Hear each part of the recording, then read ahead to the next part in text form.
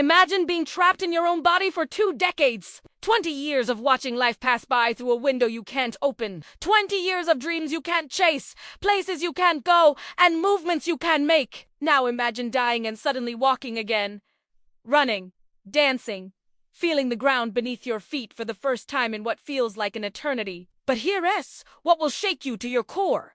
Imagine coming back to life and returning to that same paralyzed body. This isn't fiction. This is the extraordinary true story of someone who experienced the unimaginable, a glimpse of heaven where their broken body was made whole, only to wake up still confined to a wheelchair.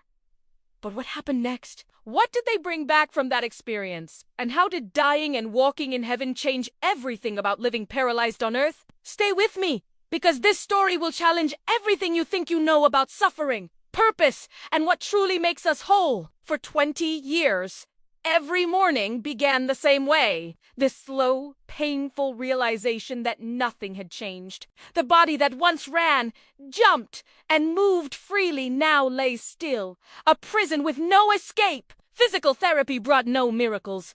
Doctors offered no hope. Who's the cold, hard reality of a life sentence in a body that wouldn't cooperate? But paralysis isn't just about the body.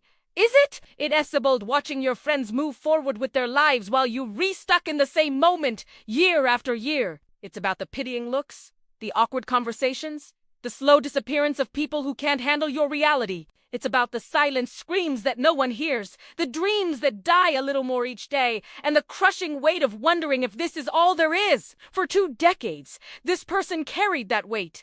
2 decades of asking why me. 2 decades of searching for meaning in a life that felt like it had been put on pause while everyone else played at double speed. Then came the day that split existence in 2. Medical complications, the kind that paralyzed bodies are vulnerable to. The kind that doctors try to prevent but can't always stop. The monitors started screaming. The medical team rushed in. And somewhere in that chaos, in that moment between fighting and surrendering, something shifted. The body flatlined. Medical death! The moment we all fear, but none of us truly understand. But here's where the story becomes extraordinary. Death wasn't an ending. It was a doorway. The transition was instantaneous. One moment, darkness, panic, the sensation of leaving. The next moment, standing, actually standing. Not the memory of standing. Not dreaming about standing, but genuinely, physically, impossibly standing on legs that had refused to work for 20 years. The first thought wasn't about where they were. It was about what they could do. The body, or whatever form they now inhabited, responded to every command. Wiggle your toes. Done. Shift your weight. Done. Take a step. The leg moved forward.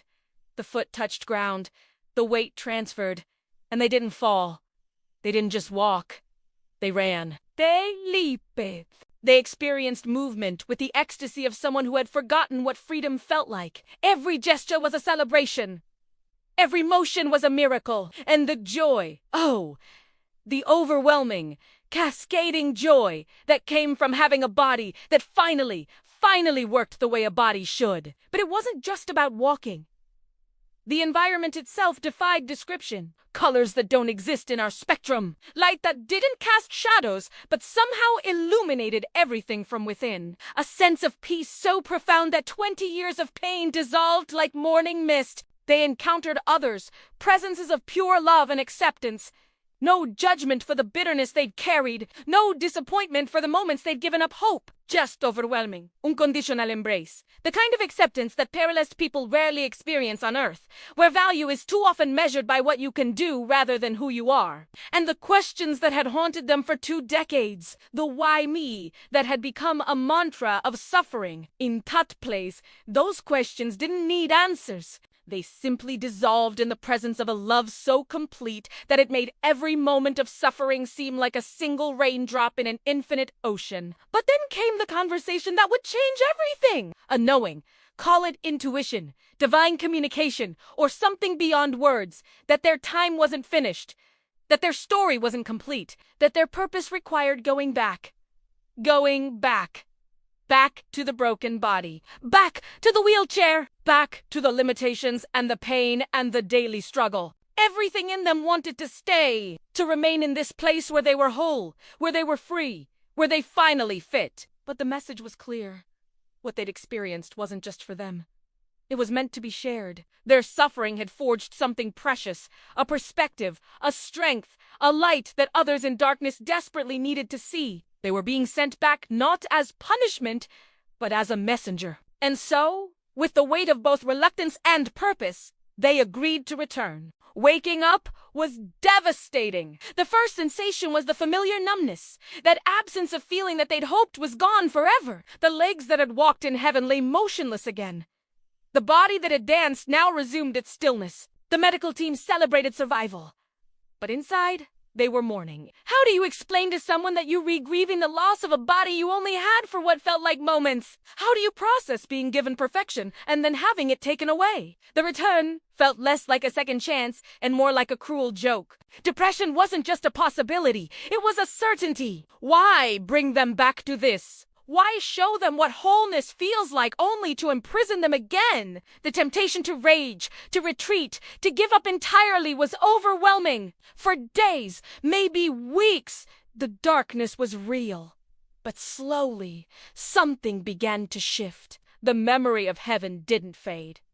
Instead, it transformed. What at first felt like torture, knowing what they were missing, gradually became their greatest strength. They realized something profound. They had walked in heaven while their earth body was still which meant that their true self, their eternal self, wasn't limited by this temporary body. The paralysis that had defined them for 20 years suddenly became smaller, still real, still challenging, but no longer the totality of who they were. This body, this wheelchair, this limitation, it was temporary. The real them, the eternal them, was already whole, already free, already walking. From that moment forward, they lived differently. Not because circumstances changed. The wheelchair remained. The daily challenges continued. The limitations persisted. But their perspective had been rewired at the deepest level. They began speaking about their experience, sharing not just the story of heaven, but the lessons it taught about living on earth, about finding purpose in the midst of limitation, about understanding that our bodies, whether they work perfectly or not, are just temporary vessels for something infinitely greater. Other paralyzed individuals began reaching out. People trapped in their own prisons, some physical, some emotional, some spiritual. And this person, still in their wheelchair, still facing daily struggles, became a beacon of hope, proof that you can be simultaneously broken and whole, limited and free, paralyzed and yet somehow in the ways that truly matter, walking. Here's what they came to understand. The 20 years of paralysis weren't meaningless. They were preparation. Every moment of frustration built empathy.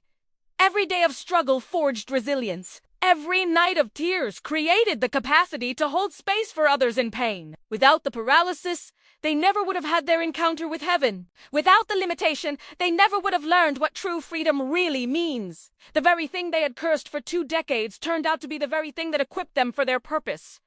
This doesn't mean suffering is good. It doesn't mean God wanted them paralyzed. But it does mean that even in the midst of what breaks us, something precious can be forged. Something that might be exactly what the world needs to see. So what do we do with a story like this? What do we do with the reality that someone died, walked in heaven, came back, paralyzed, and calls it a gift? Maybe we start by looking at our own limitations differently. Not as the end of our story, but as part of a larger narrative we can't yet fully see. Maybe we recognize that wholeness isn't about having a perfect body. It's about knowing who we truly are beyond these temporary forms we inhabit. This person still uses a wheelchair. They still face daily challenges that most of us can't imagine. But they live with a joy and purpose that transforms everyone around them, because they know something most of us forget.